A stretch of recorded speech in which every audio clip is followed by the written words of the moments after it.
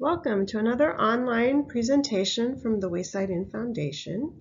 Today I'm going to talk about the summer solstice and different ways to celebrate the solstice and some crafts that celebrate summer.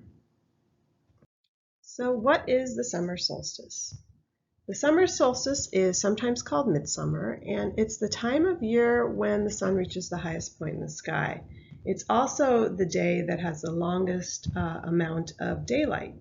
So this happens twice a year globally, once in the northern hemisphere and once in the southern hemisphere. So right now we're about to celebrate summer and the summer solstice on June 20th at 5:45 p.m. Eastern Standard Time, whereas in the southern hemisphere they don't celebrate the summer solstice until what is our winter solstice in December.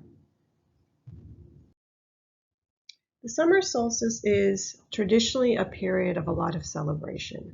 So historically, there have always been summer solstice festivals and other activities throughout the world, and they still continue to this day, especially in countries like Sweden, where the winters are very difficult because they're long, they're very dark, and they're cold. So there's this desire to celebrate the warmth of summer and the light that comes with it.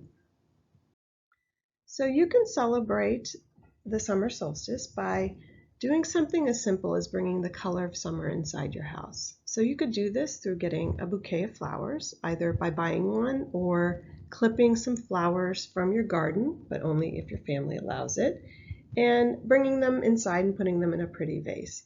But you can also do it through some craft ideas that I'm going to share with you. So flower crowns and garlands are one way you can bring the color of summer inside your house. So flower crowns are often worn in Scandinavian countries as part of summer solstice celebrations. And in this slide is a picture of someone in Finland wearing a crown made of real flowers. And you can make a garland or a crown out of real flowers if the grown-ups in your household allow it. Some gardeners really don't like their flowers cut, so make sure you get permission. Or you can create some tissue paper flowers, and you can see those in the upper photo in this slide. To make tissue paper flowers, I'm not going to demonstrate. I have a couple links here for instructions if you've never made them before, but it's a really great way to recycle tissue paper and ribbon that you've gotten from gifts that you've received. So you're going to need tissue paper, pipe cleaners or wire. I recommend pipe cleaners if you have them. I have wire in the photo just because I didn't have pipe cleaners in my house. You'll need ribbon for a garland, some way to string together the flowers. And of course you'll need some scissors to cut the paper to the size that you want it. And also you can do some more complex designs by cutting the ends of the flowers.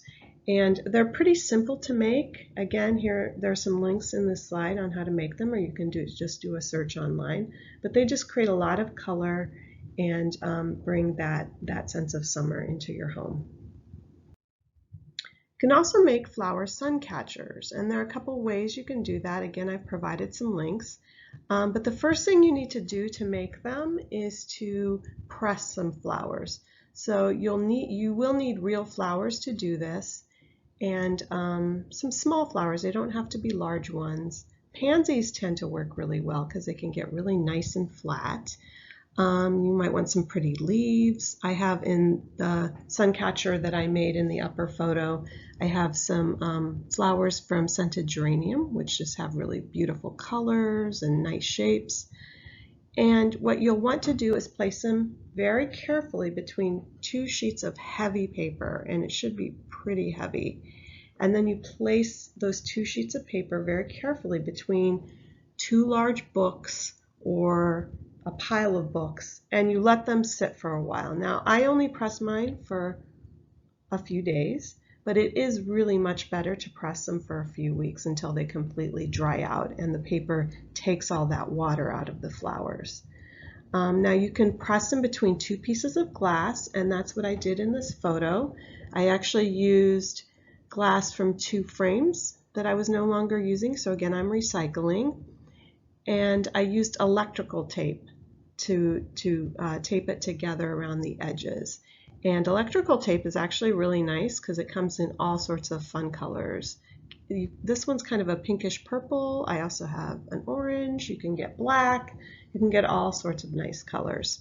You can also, for the younger kids, put it between two pieces of waxed paper with a paper plate frame.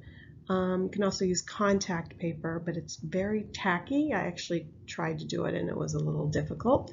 And then you just kind of hang your sun catcher on a hook. They're little suction hooks you can put in a window, and it just brings some of that color and the sun into your house. So if your family has any special ways of celebrating summer, let us know. Send us an email at twif@wayside.org and just share a little about how your family celebrates the light and color of summer.